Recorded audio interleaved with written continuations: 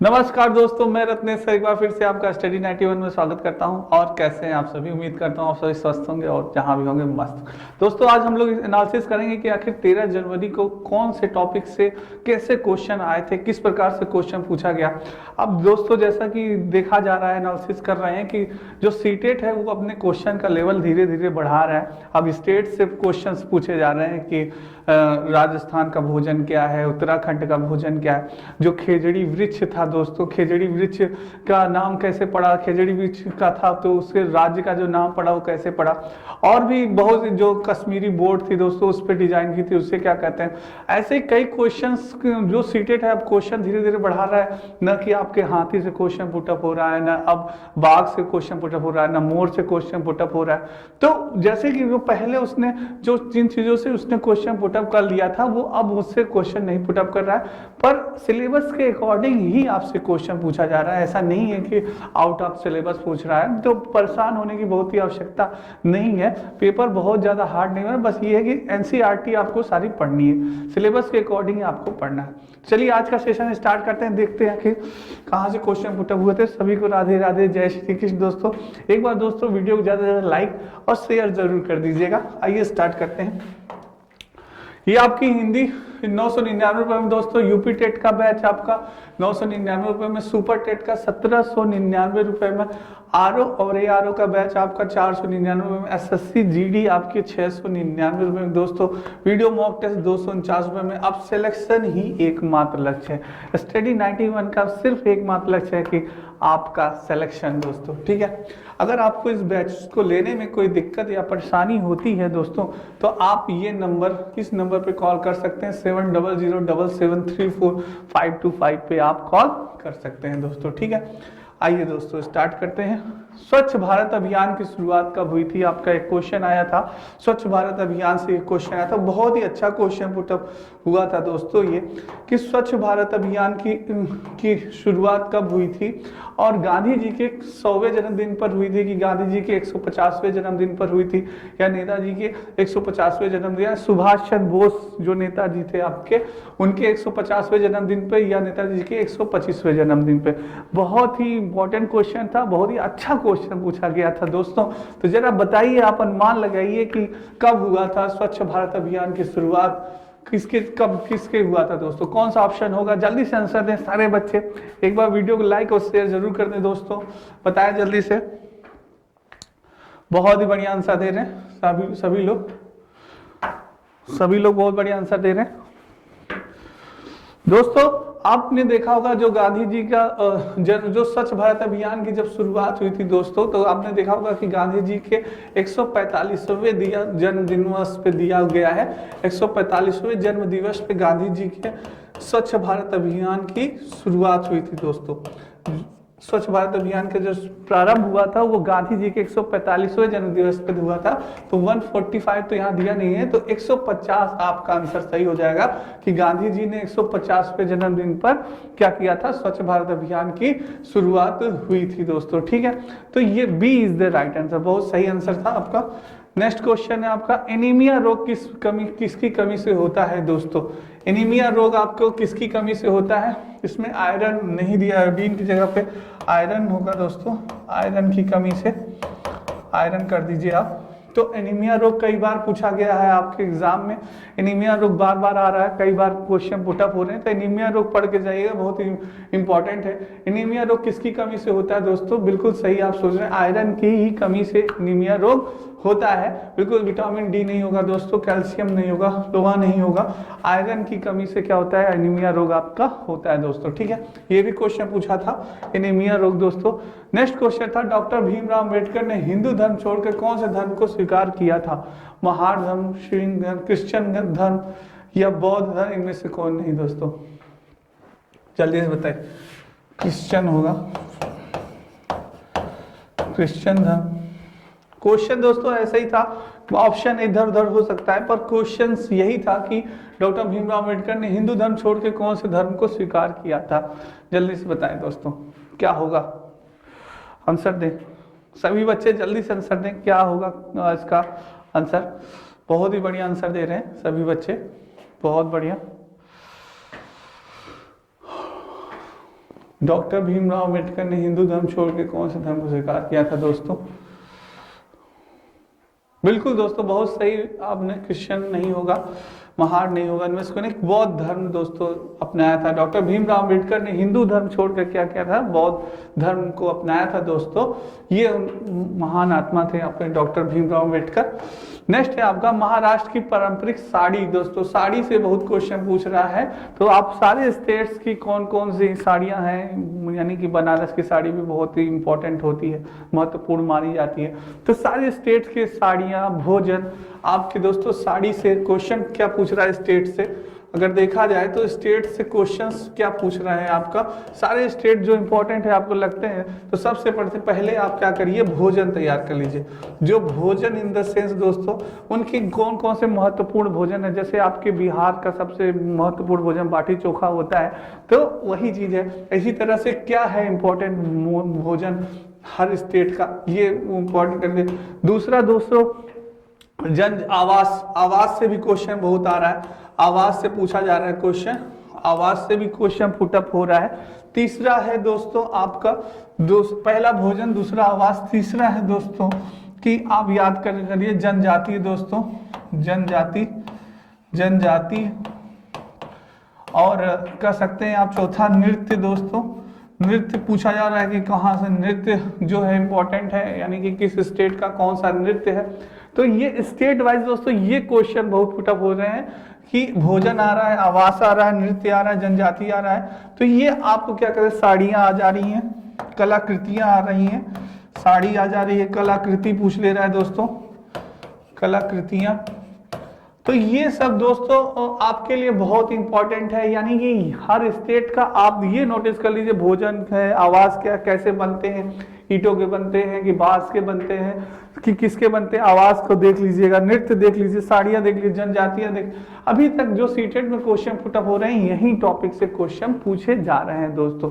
तो ये हो बताइए महाराष्ट्र की पारंपरिक साड़ी कौन सी होगी, नौशरी होगी, कलमकारी होगी या नौवारी होगी, या इनमें से कोई नहीं होगी?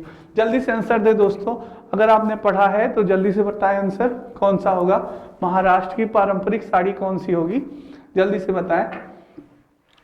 बहुत ही बढ़िया, बहुत बढ़िया आंसर आ रहा है, देखते हैं किसका सही होता है। बहुत बढ़िया प्रयास कर रहे हैं आप लोग,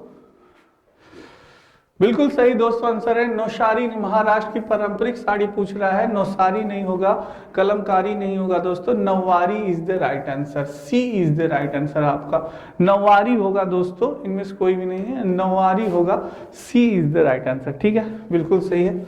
नेक्स्ट आप चलते हैं, अपनी हिंदी 299 रुपए में, वीडियो का बैच आपका 199 रुपए, पेट कॉम्बो आपका 350 रुपए में दोस्तों, पेट बुक आपकी 300 रुपए में, आर की बुक आपकी 175 में, लेखपाल कॉम्बो 300 रुपए में, फ्री डिलीवरी है दोस्तों, कोई भी चार्ज आपको नहीं देना है, ठीक है, इन यानी कि इसका आपको कोई भी चार्ज नहीं देना है, फ्री डिलीवरी, कहीं भी आप मंगा सकते हैं ये इन पुस्तकों को, ये पुस्तक आपके लिए रामबाण साबित होंगी दोस्तों, ठीक है। और आपको कोई दिक्कत या परेशानी तो आप इस नंबर पे कॉल कर सकते हैं, अगर इन पुस्तकों को मंगाने में आपको कोई दिक्कत या परेशानी होती है दोस्तों तो आप इस नंबर पे कॉल कर सकते हैं, 7007734525 पे कॉल कर सकते हैं दोस्तों, ठीक है। आइए स्टार्ट करते हैं, देखते हैं और जानते हैं पशु के दूध को लगभग, ये दोस्तों छोड़िए, नेक्स्ट है किड़वन वार्तालाप कर रहा है, किसमें वार्तालाप कर रहा है दोस्तों, ऐसे क्वेश्चन था बताया था, कैसे इसका आंसर क्या होगा, शराब में चीनी, शराब में खमीर, चीनी CO2 में, ईस्ट को CO2 में बदलना, क्या होगा दोस्तों, जल्दी से आंसर दें। किड़वन वार्तालाप कर रहा है, क्या होगा दोस्तों, जल्दी से आंसर दें, सभी बच्चे जल्दी से आंसर दें, क्या होगा, पहले का ये क्या होगा,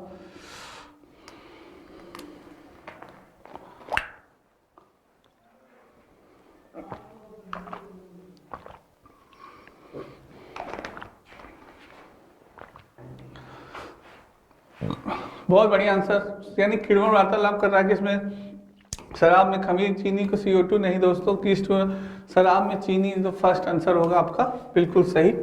नेक्स्ट है आपका, पंखुड़ियों के अंदर फूल के बीच में कुछ पतली पाउडर जैसे रचनाएं दिखाई देती हैं जिन्हें कहते हैं दोस्तों, यानी कि अब आपका कुछ और भी इंपॉर्टेंट क्वेश्चन लिखे हैं जो कि आ सकते हैं आपके एग्जाम में, और दोस्तों आपसे जैसे पूछा था, मैंने आपको बताया था मनाली के घर किस प्रकार के बने होते हैं, ये पूछा था मनाली के घर किस प्रकार के बने होते हैं, तो पत्थर और उसके बने होते हैं दोस्तों। आपका मनाली के घर के बारे में पूछा गया था, ये आपसे पूछा गया था। और कहा गया था कि आटा से कौन सी सामग्री नहीं बनती है, आटे से कोई सी सामग्री नहीं बनती है दोस्तों। कई था, ब्रेड था आपका, उसमें एक ऑप्शन जो पहला ऑप्शन था, जैसे कि आपका क्या कहते हैं उसको, आप लोग जो खाते हैं सांभर और वो होता है डोसा, सांभर और डोसा होता है, जो उसमें क्या होता है आटे का प्रयोग नहीं होता है दोस्तों, वो उड़द की दाल का बनता है ना सांभर डोसा, आपने खाया होगा, तो वो चीज था, ये था आटे से क्या नहीं बनता।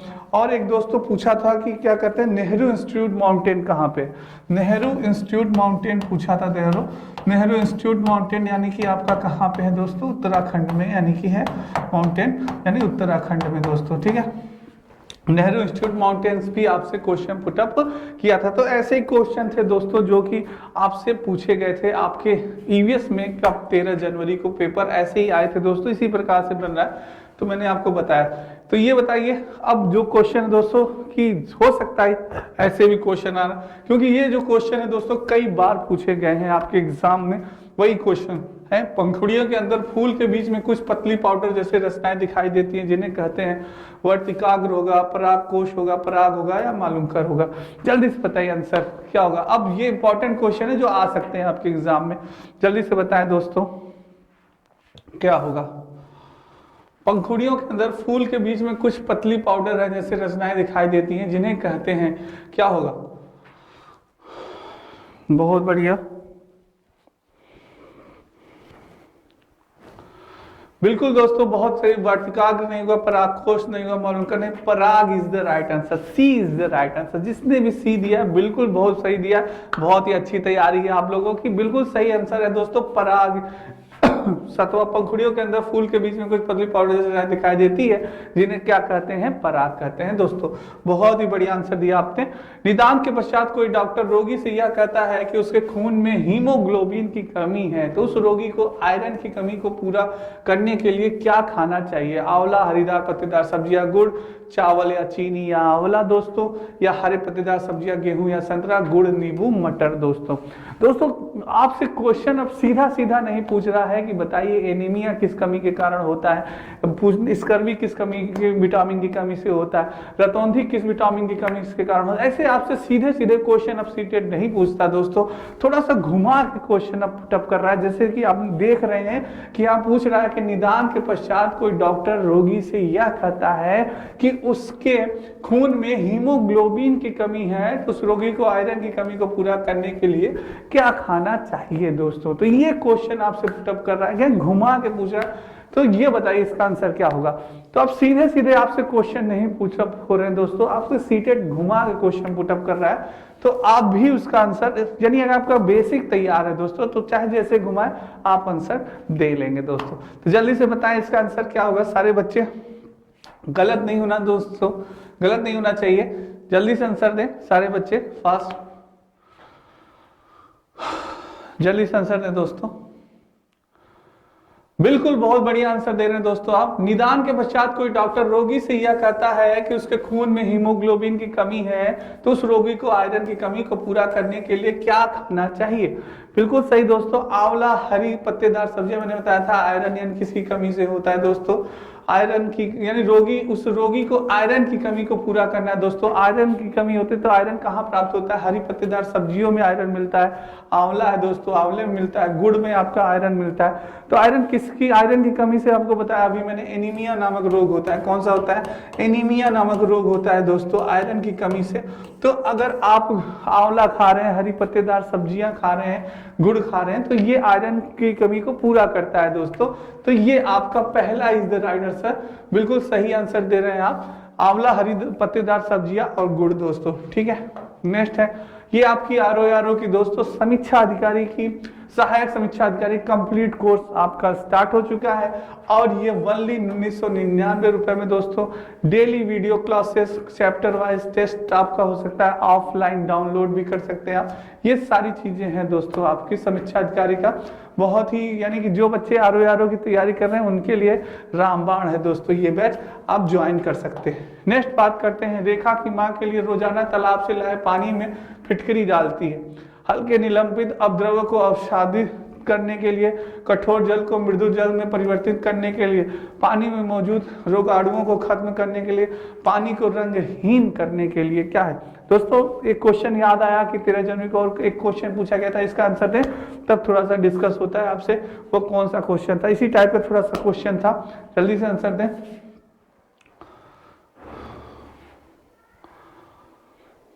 जल्दी से आंसर दें, इसका क्या होगा, सभी बच्चे जल्दी से आंसर दें दोस्तों।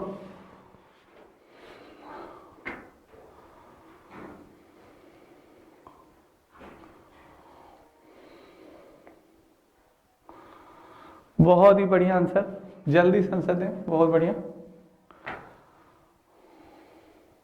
बिल्कुल दोस्तों, रेखा की मां कह रहा है क्वेश्चन के लिए रोजाना तालाब से लाए पानी में फिटकरी डालती है क्योंकि हल्के निलंबित अपद्रव्यों को अवसादीन करना दोस्तों, ए इज द राइट आंसर। बिल्कुल सही आंसर दिया आपने, हल्के निलंबित अपद्रव्यों को अवसादीन करना, बिल्कुल। ऐसे दोस्तों एक क्वेश्चन पूछा था आपके सीटेट एग्जाम में, पूछा था कि अगर एक गिलास, एक बालक होता है वो एक अपने शिक्षक से एक क्वेश्चन पुटअप करता है कि सर बताइए कि मैं जब पानी में एक पत्थर को डालता हूं तो पत्थर डूब जाता है, पर जब मैं कागज को डालता हूं तो कागज डूबता नहीं है, तैरता रहता है, आखिर उसका क्या कारण है दोस्तों। उसका ऑप्शन दोस्तों बच्चों ने बताया पर कुछ क्लियर नहीं था आखिर क्या कारण है, तो वो उसको एक्सप्लेन करेगा कि ठोस पदार्थ क्यों पानी में डूब जाते हैं और कागज क्यों तैरता है, तो वो एक टीचर उसको क्या करेगा, अच्छे से एक्सप्लेन करेगा, उस बालक को बताएगा दोस्तों। इस प्रकार से भी क्वेश्चन आपका पुटअप हुआ था, मैं बता रहा हूं ना दोस्तों कैसे घुमा के क्वेश्चन आपसे पूछ रहा है, क्वेश्चन सीधा सीधा आपसे पुटअप नहीं कर रहा सीटेट, घुमा क्वेश्चन पूछ रहा है। तो जो जिन बच्चों का आगे पेपर है सीटेट का, तो थोड़ा सा दोस्तों कॉन्सेप्ट से पढ़िएगा, पूरी चीजों को समझ के पढ़िएगा कि क्या कह रहा है, कैसी चीजें होती हैं, तो क्या है इस चीज में, इस मैटर में। तो जब आपका कॉन्सेप्ट क्लियर रहेगा, चाहे जितना क्वेश्चन घुमाए सारे बच्चे तुरंत आंसर दे लेंगे दोस्तों, ठीक है। तो इस चीज का ध्यान रखिएगा आप लोग। नेक्स्ट है दोस्तों, रेत और नमक के मिश्रण को पृथक करने के लिए प्रक्रियाओं के निम्नलिखित 4 क्रमों में से किसका उपयोग किया जाना चाहिए दोस्तों। वाष्पन, अवसादन, निस्तारण, निस्पंदन, निस्तारण, अवसादन, वाष्पन, या निस्पंदन, अवसादन, निस्तारण, निस्पंदन, या वाष्पन, निस्पंदन, निस्तारण, वाष्पन, या अवसाद। वेरी इंपॉर्टेंट कर सकते हैं दोस्तों, बहुत ही बढ़िया क्वेश्चन है, वेरी इंपॉर्टेंट कर दें, अच्छा क्वेश्चन है, आ सकता है आपके एग्जाम में, बढ़िया क्वेश्चन है। रेत और नमक के मिश्रण को पृथक करने के लिए प्रक्रियाओं को निम्नलिखित 4 क्रमों में से किसका उपयोग किया जाना चाहिए दोस्तों। बढ़िया क्वेश्चन है, जल्दी से आंसर दें सारे बच्चे, इसका क्या होगा दोस्तों। बहुत बढ़िया, आंसर दें जल्दी से सारे बच्चे, इसका आंसर दें, बहुत बढ़िया। देखते हैं क्या होता है इसका, बिल्कुल जल्दी से आंसर दें दोस्तों।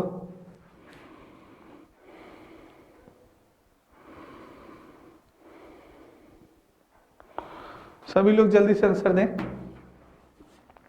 रेत और नमक के मिश्रण को पृथक करने के लिए प्रक्रियाओं के निम्नलिखित 4 क्रमों में से किसका उपयोग किया जाना चाहिए दोस्तों। जल्दी से आंसर दें सभी लोग, जिसका जल्दी से आंसर दें दोस्तों, क्या होगा इसका आंसर।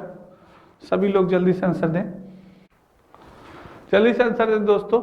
रेत और नमक के मिश्रण को पृथक करने के लिए प्रक्रियाओं के निम्नलिखित 4 क्रमों में से किसका उपयोग किया जाना चाहिए। बहुत बढ़िया आंसर आ रहा है, जल्दी से आंसर दें, बहुत ही बढ़िया। बिल्कुल दोस्तों सही आंसर दे रहे हैं, निष्पंदन, निस्तारण, वाष्पन और अवसादन। रेत और नमक के मिश्रण को पृथक करने के लिए दोस्तों किन प्रक्रियाओं को यानी 4 क्रमों से उसका उपयोग किया जाना चाहिए। सर्वप्रथम निष्पंदन करना चाहिए, फिर निस्तारण दोस्तों, फिर वाष्पन, फिर अवसाद, फिर अवसादन दोस्तों। बिल्कुल सही आंसर है दोस्तों, 4 इज द राइट आंसर। चौथा आंसर डी जिसने दिया बिल्कुल सही दिया। नेक्स्ट है, एक विज्ञान शिक्षिका श्वसन प्रकरण पढ़ाने के बाद परीक्षा का आयोजन करती है और यह देखती है कि अधिकांश विद्यार्थी श्वसन और सांस लेने के बीच अंतर को नहीं समझते। यह किसके कारण हो सकता है दोस्तों। यह न कि कक्षा अध्यापिका नहीं है, विद्यार्थी प्रश्न को सही तरीके से नहीं समझ सके, शिक्षिका की कक्षा में प्रायः बहुत अनुशासनहीनता रहती है, वह कक्षा में प्रभावी तरीके से संबंधित संकल्पना को व्याख्यायित नहीं कर सकी। क्या होगा इसका आंसर दोस्तों? एक टीचर बन के आपको बताइए इसका आंसर क्या होगा। इसका आंसर सारे बच्चे जल्दी से आंसर दें, जल्दी से, बहुत ही बढ़िया, जल्दी से बच्चे आंसर दें इसका, सारे बच्चे आंसर दें।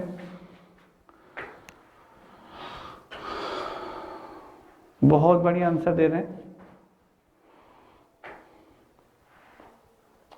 कह रहा है क्वेश्चन दोस्तों, एक विज्ञान शिक्षिका श्वसन प्रकरण पढ़ाने के बाद परीक्षा का आयोजन करती है और यह देखती है कि अधिकांश विद्यार्थी श्वसन और सांस लेने के बीच अंतर को नहीं समझते हैं। क्या करते हैं? नहीं समझ पा रहे हैं। यह किसका कारण हो सकता है? आखिर किसका कारण? जिसे आपने किसी टॉपिक को बच्चों को पढ़ाया और बच्चे क्या कर रहे हैं, वो नहीं समझ पा रहे हैं, नहीं आंसर दे पा रहे हैं, आखिर उसका रीजन क्या है?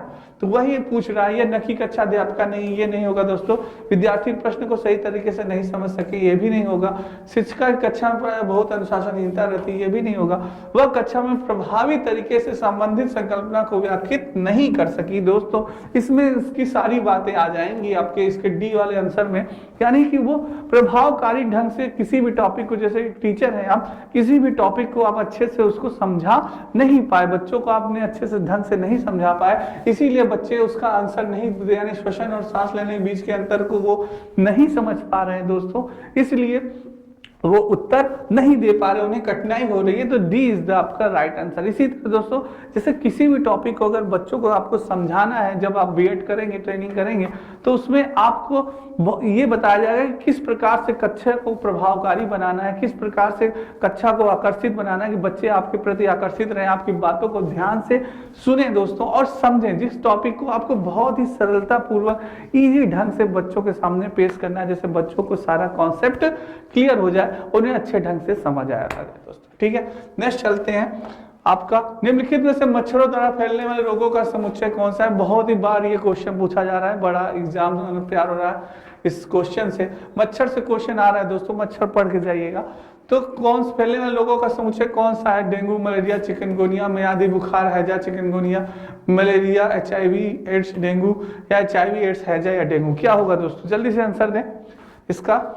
क्वेश्चन ये कई बार पूछा गया है, बहुत बढ़िया आंसर दे रहे हैं सभी बच्चे, जल्दी से आंसर दें। क्या होगा दोस्तों? समुच्चय कौन सा है?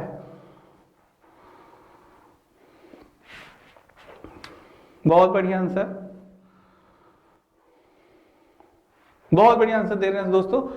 निम्न में से मच्छरों द्वारा फैलने वाले रोगों का समुच्चय कौन सा है? बिल्कुल सही आंसर दिया, A is the right answer, dengue, malaria, chikungunya.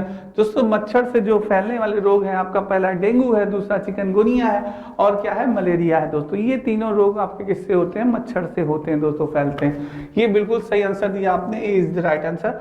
Next है यूपी पुलिस कांस्टेबल का दोस्तों आपका नया बैच प्रारंभ हो गया है। कंप्लीट कोर्स करने महा बजट ऑफर है दोस्तों, मात्र 1499 रुपए में दोस्तों, मात्र 1499 रुपए में आप सभी इस बैच को ज्वाइन कर सकते हैं सारे बच्चे।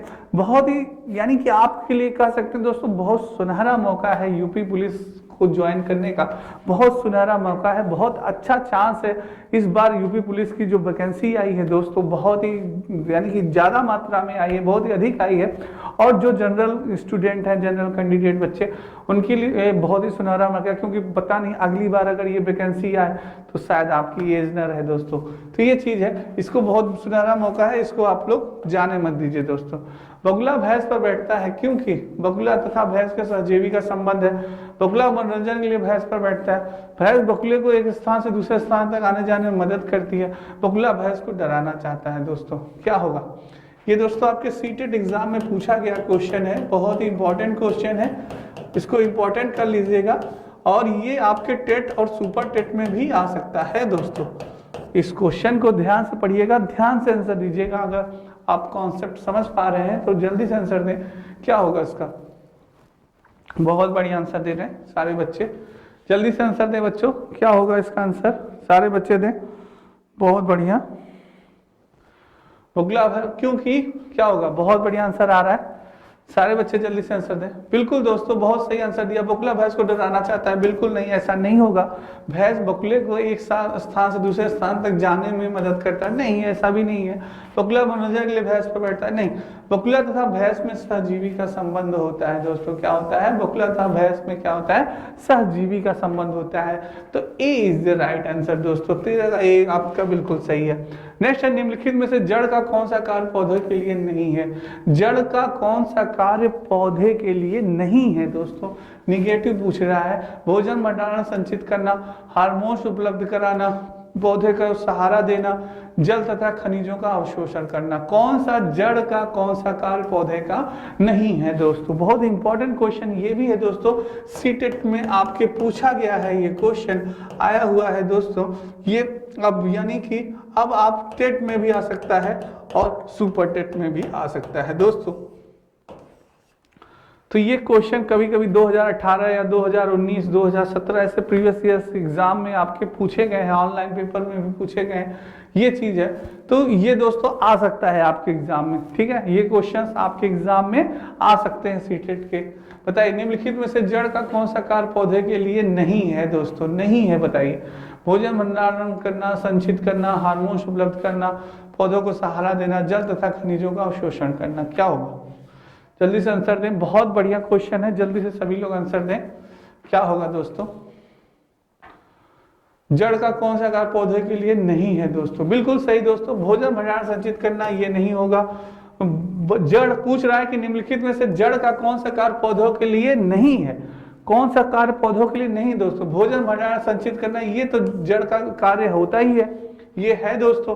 पौधों को सहारा देना, बिना जड़ के पौधा कैसे खड़ा हो पाएगा दोस्तों? तो पौधे क्या, जड़ जो होती है वो पौधे को क्या करती है? सहारा देती है, बिल्कुल सही है। जल तथा खनिजों का अवशोषण, जल तथा खनिजों का अवशोषण क्या करते हैं? आपकी जड़ ही करती है दोस्तों। तो जड़ का बहुत महत्वपूर्ण होता है, इन तीनों चीजों में जड़ का बहुत महत्वपूर्ण होता है। पर हार्मोन्स उपलब्ध कराना ये दोस्तों नहीं होगा। ये आपका answer B is the right answer. ये नहीं करवाते ये आपकी जड़ें, तो B is the right answer. बाकी तीनों कार्य दोस्तों, भोजन भंडारण संचित करना ये जड़ें करती हैं, पौधों को सहारा देना ये भी जड़ें करती हैं, जल तथा खनिजों का अवशोषण करना ये भी, सॉरी, बाकी चीजें हैं दोस्तों। तीसरा नहीं होगा। नेक्स्ट है, एक कीट एक लड़के को काट लेता है। ये क्वेश्चन आपका 13 जनवरी को सीटेट में आया हुआ था क्वेश्चन दोस्तों। 13 जनवरी में ये आया हुआ था आपका सीटेट में। सीटेट में दोस्तों ये आया हुआ था आपका कि एक कीट एक लड़के को काट लेता है, फिर लड़की कीट को पैर से दबाकर, लड़का कीट को पैर से दबाकर मारने जा रहा था। तभी उसके सहपाठी ने जाकर अध्यापक से बताया, आप अध्यापक के रूप में क्या निर्णय लेंगे? दोस्तों जैसे है क्वेश्चन की, एक लड़का होता है, उसको एक कीट काट लेता है, तो वो क्या करता है? उस कीट को पैर से कुचल के मारने जा रहा था। तभी उसका एक सहपाठी होता है, वो देखता है और वो जाकर गुरुजी से शिकायत करता है, गुरुजी ऐसा ऐसा हुआ है, वो बालक क्या कहते हैं उस कीट को मारने जा रहा है। तो आप एक टीचर हो के उसको कैसे समझाएंगे या क्या कार्रवाई आप करेंगे? उसके कीट को मारने के लिए डांटेंगे, उसे दवा कराने ले जाएंगे, उसे पूछेंगे कि अगर सारे कीटों को मार दिया जाए तो क्या होगा? इनमें से कोई नहीं दोस्तों। क्या होगा, क्या करेंगे आप? ऐसे ही ऑप्शन थे दोस्तों, कुछ ऑप्शन मिल पाए हैं, कुछ ऑप्शन नहीं मिल पाए। तो ये बताइए, इसी प्रकार से क्वेश्चन पूछा गया था, तो बताइए क्या होगा इसका आंसर दोस्तों? जल्दी से आंसर दें सारे बच्चे।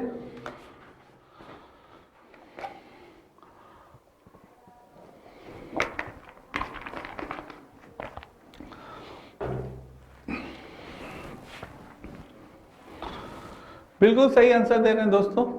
आप जैसे कि एक टीचर हैं दोस्तों, जब उसको कीट काट लेगा तो उसे कीट मारने डांटेंगे नहीं, उसे दवा कराने ले जाएंगे नहीं, उससे पूछेंगे कि अगर सारे कीटों को मार दिया जाए तो क्या होगा? जैसे कीट काटा है दोस्तों, बहुत बड़ी ऐसा चीज नहीं काट लिया है कि उसको दिक्कत होगी, छोटे से कीट हो गए, काट लिए होंगे, जैसे चीटा हो गया या वो हो गया, कोई भी छोटा सा कीट हो गया, उसको काट लिया होगा मान लीजिए, तो वो यानी कि उसे मारने जा रहा है। तो आप उससे एक शिक्षक की तरह पूछेंगे कि अगर बेटा सारे कीटों को खत्म कर दिया जाए तो फिर क्या होगा?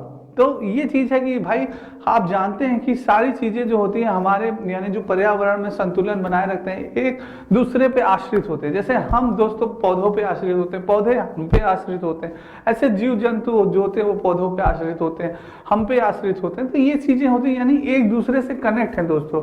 सारी चीजें क्या है, एक दूसरे से कनेक्ट है। तो एक व्यक्ति दूसरे पे क्या है दोस्तों, आश्रित है। तो इसलिए अगर हम उन सारी चीजों को खत्म कर देंगे तो क्या हो जाएगा दोस्तों? तो फिर दिक्कत होगी, परेशानी परेशानी होगी दोस्तों इसी चीज से, यानी उसको हम समझाएंगे बेटा अगर कीट खत्म हो गए, जैसे आप जानते हैं दोस्तों, जैसे चीलबाज थे जो मृतक शरीर होते थे, जो आपके पशु मर जाते थे तो चीलबाज क्या करते थे, उन मृतक शरीरों को खाते थे, एकदम साफ कर देते थे, इन्वायरमेंट उससे क्या हो जाता था, साफ हो जाता था दोस्तों। तो वो चीजें होती हैं। तो इसी तरह से अगर वो आप देख रहे थे धीरे धीरे चीलबाज लुप्त होते जा रहे हैं, तो इसी प्रकार से अगर हम कीटों को भी ऐसे मारते जाएंगे, खत्म करते जाएंगे, वो भी लुप्त हो जाएंगे। तो जो ये इन्वायरमेंट है जो कि एक दूसरे पे लोग परस्पर निर्भर है, तो वो चीजें दोस्तों खराब हो जाएगी, इन्वायरमेंट खराब हो जाएगा। तो ये सारे जीव दोस्तों एक समान है, सारे जीव बहुत इंपॉर्टेंट है। तो ये चीज है दोस्तों, ठीक है। तो C is the right answer.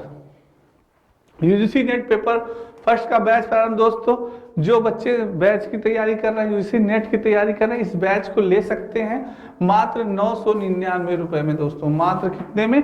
999 में ये बैच है आपका। और इस नंबर पे आप कॉल कर सकते हैं 7007345259 55069191 पे आप कॉल कर सकते हैं दोस्तों। नेक्स्ट है आपका ईवीएस शिक्षण अधिगम में कक्षा में प्राप्त अधिगम को विद्यालय के बाहर के जीवन से जोड़ने और इससे समृद्ध करने का तात्पर्य क्या है? वैश्विक पर्यावरण मुद्दों और चिंताओं को पाठ्य पुस्तकों से लिंक करना, पूर्ण विद्यालय दृष्टिकोण, पाठचर्या से बाहर जाना, पाठ्य पुस्तकों से बाहर जाना। क्या होगा आखिर आंसर आपका? जल्दी से बताएं, सारे बच्चे जल्दी से आंसर दें। बहुत अच्छा क्वेश्चन है दोस्तों, ये आया हुआ है आपके सीटेट एग्जाम में। ये सीटेट एग्जाम में आपके आया हुआ है 2019 में, शायद क्वेश्चन पूछा गया था क्या ये? जल्दी से आंसर दें इसका। ईवीएस शिक्षण अधिगम में कक्षा में प्राप्त अधिगम को विद्यालय के बाहर के जीवन से जोड़ने और इसे समृद्ध करने का तात्पर्य क्या है दोस्तों? क्वेश्चन आ सकता है आपका। बहुत बढ़िया आंसर दे रहे हैं सभी बच्चे।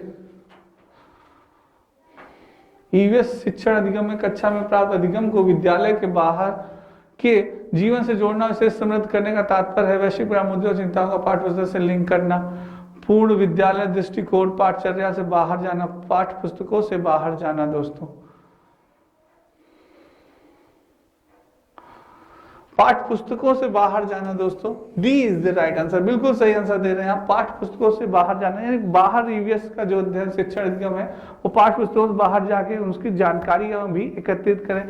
बाहर की चीजों को, समाज में जो चीजें हैं, आपके जो इन्वायरमेंट में है दोस्तों, सारी चीजें उनके बारे में भी आप जाने।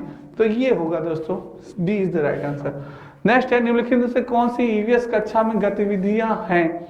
चित्र पढ़ाना, फील्ड भ्रमण, श्यामपट्ट का उपयोग, उपयुक्त सभी। क्या होगा दोस्तों? ईवीएस कक्षा में गतिविधियां क्या होती हैं? जल्दी से बताइए, इंपॉर्टेंट है दोस्तों, ये भी इंपॉर्टेंट है आपका। टेट और सीटेट में आ सकता है दोस्तों ये क्वेश्चन, टेट और सीटेट में इंपॉर्टेंट कर लीजिए इसको। आखिर क्या होगा ईवीएस शिक्षण में, क्या उपयोगी है दोस्तों, क्या गतिविधियां होती हैं? जल्दी से आंसर दें। बहुत बढ़िया आंसर दे रहे हैं आप लोग। बिल्कुल दोस्तों, ईवीएस जो कक्षा होती है उसमें गतिविधियां होती है, चित्र से के द्वारा पढ़ाना, बिल्कुल सही है। फील्ड भ्रमण यानी आपको यात्रा करवाना, फील्ड भ्रमण कराना, यात्रा करवाना, ये भी श्यामपट्ट का भी उपयोग किया जाता है। उपयुक्त सभी होगा, D is the right answer. बिल्कुल सही आंसर आपने दिया, उपयुक्त सभी होगा दोस्तों। नेक्स्ट बात करें, पर्यावरण अध्ययन पाठ्यक्रमों में बच्चों की समग्र शिक्षा का कारण बन सकता है, एकीकृत, समावेशी, विषयगत या उपयुक्त सभी। क्या होगा? जल्दी से आंसर दे दोस्तों। बहुत बढ़िया, इंपॉर्टेंट क्वेश्चन, ये भी बढ़िया क्वेश्चन है। जल्दी से आंसर दें सभी लोग। बहुत बढ़िया।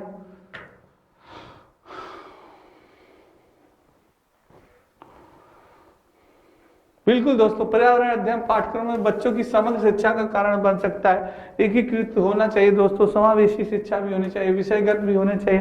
तो ये भी, इसका भी आंसर डी ही होगा, उपयुक्त सभी होगा दोस्तों। बिल्कुल सही आंसर दिया आपने, बहुत बढ़िया, आज फॉर्म में लग रहे हैं, बहुत अच्छा दोस्तों। नेक्स्ट आपका है आपकी हिंदी इंडिविजुअल के दोस्तों कंप्लीट कोर्स बैच प्रारंभ, मात्र 999 रुपए में आपका हिंदी का बैच स्टार्ट हो रहा है। आप एक बार सर की क्लास लीजिए दोस्तों, तो अब आपको पता चलेगा कि हाँ वाकई में बहुत ही अच्छा सर पढ़ाते हैं। जैसे आपके जो टॉपिक है, टफ टॉपिक है, जैसे आपका संधि है, समास है, अलंकार है, इन सब का कॉन्सेप्ट आपका क्लियर हो जाएगा दोस्तों, ठीक है। नेक्स्ट है, आप एक एकीकृत ईवीएस कक्षा के लिए कैसे योजना बनाएंगे? विज्ञान और सामाजिक विज्ञान के लिए अलग अलग अध्यापकों को प्रबंध करेंगे, पर्यावरण विज्ञान के लिए अलग अलग अध्यापकों का प्रबंध करेंगे, एक पाठ में 2 या अधिक विषय क्षेत्रों को मिलाएंगे, या अलग योजनाओं में सभी विषयों को अलग करेंगे। क्या करेंगे दोस्तों? जल्दी से आंसर दें। बहुत बढ़िया क्वेश्चन है, जल्दी से आंसर दें। बहुत बढ़िया, बिल्कुल सही आंसर दिया आपने। सी इज द राइट, एक पार्ट में 2 या अधिक विषय क्षेत्रों को मिलाएंगे दोस्तों, सी इज द राइट आंसर, बिल्कुल सही आंसर आपने दिया। 20 दोस्तों राष्ट्रीय परीक्षा यानी एनसीएफ 2005 बहुत इंपॉर्टेंट है, मैं आपको बता दूं। एनसीएफ 2005, नेशनल एजुकेशन पॉलिसी 2020 और आरटी एक्ट 2009, इनसे क्वेश्चन भर भर के पूछे जा रहे हैं दोस्तों। तो ये कॉन्सेप्ट आप ये सब पढ़ के जाइएगा, बहुत इंपॉर्टेंट टॉपिक है, ये सब पढ़ के जाइएगा। तो राष्ट्रीय परीक्षा 2005 और 2022 भी दोस्तों उससे भी क्वेश्चन पुटअप हो रहा है। राष्ट्रीय परीक्षा रूपरेखा 2005 के अनुसार निम्नलिखित में से कौन सी एक पर्यावरण अध्ययन की विषय वस्तु यानी थीम है दोस्तों? भोजन होगा, सौरमंडल होगा, मौसम होगा या ऊर्जा होगा, क्या होगा? बहुत इंपॉर्टेंट क्वेश्चन है, सीटेट में पूछा गया क्वेश्चन है दोस्तों, और हो सकता है आपके सुपर टेट में भी आ सकता है, टेट में भी आ सकता है, या जो एग्जाम आपका सीटेट का होने वाला है उसमें भी ये क्वेश्चन पूछ सकता है दोस्तों। जल्दी से आंसर बताएं, गलत नहीं होना चाहिए दोस्तों, बहुत इंपॉर्टेंट क्वेश्चन है और बढ़िया क्वेश्चन है। जल्दी से बताएं क्या होगा। बहुत बढ़िया, जल्दी से बताएं बच्चों, बहुत बढ़िया, बिल्कुल बहुत बढ़िया आंसर दिया। राष्ट्रीय परीक्षा रूप 2005 के अनुसार निम्नलिखित में से कौन सी एक पर्यावरण अध्ययन विषय वस्तु थीम है दोस्तों? भोजन is the right answer, A is the right, बिल्कुल सही, भोजन है दोस्तों, बिल्कुल सही, बहुत बढ़िया आंसर दिया आपने दोस्तों। ये आपके नितिन सर के द्वारा हैंड राइटिंग ई बुक दोस्तों, यानी प्राचीन इतिहास, मध्यकालीन इतिहास, आधुनिक इतिहास, सामान्य हिंदी, भारतीय राज्य व्यवस्था, सारी सब्जेक्ट की पुस्तकें हैं दोस्तों, बहुत ही इंपॉर्टेंट है। अगर आप तैयारी कर रहे हैं तो आपके लिए ये सारी पुस्तकें रामबाण का काम करेंगे दोस्तों, ठीक है। तो दोस्तों आज का सेशन आपको कैसा लगा कमेंट बॉक्स में कमेंट जरूर करिएगा। और जिन बच्चों का अगले यानी कि एग्जाम होने वाला है सीटेट का दोस्तों, बस एक रामबाण है, आप प्रीवियस ईयर्स क्वेश्चन लगाते रहिए, अवलोकन करते रहिए, अपना मूल्यांकन करते रहिए, देखिए कि आखिर किस टॉपिक से क्वेश्चन पूछे गए हैं, कैसे क्वेश्चन आ सकते हैं, और बाकी एनालिसिस क्लासेस आप देखते रहिए, कहीं सोचिए कि समझिए कि कैसे क्वेश्चन पूछे जा रहे हैं, कहाँ से क्वेश्चन उठा रहा है। तो दोस्तों आपको डरने की आवश्यकता नहीं है कि पहले इजी क्वेश्चन आए थे अब टफ आ रहा है, ऐसा कुछ नहीं है। सिलेबस के अकॉर्डिंग क्वेश्चन आ रहा है और आप अच्छा करिएगा, ठीक है, बस आप सिलेबस पे ध्यान दीजिएगा। तो आज के लिए इतना ही, सभी को राधे राधे, जय श्री कृष्ण दोस्तों। एक बार वीडियो को लाइक और शेयर जरूर कर दीजिएगा दोस्तों। जय हिंद दोस्तों।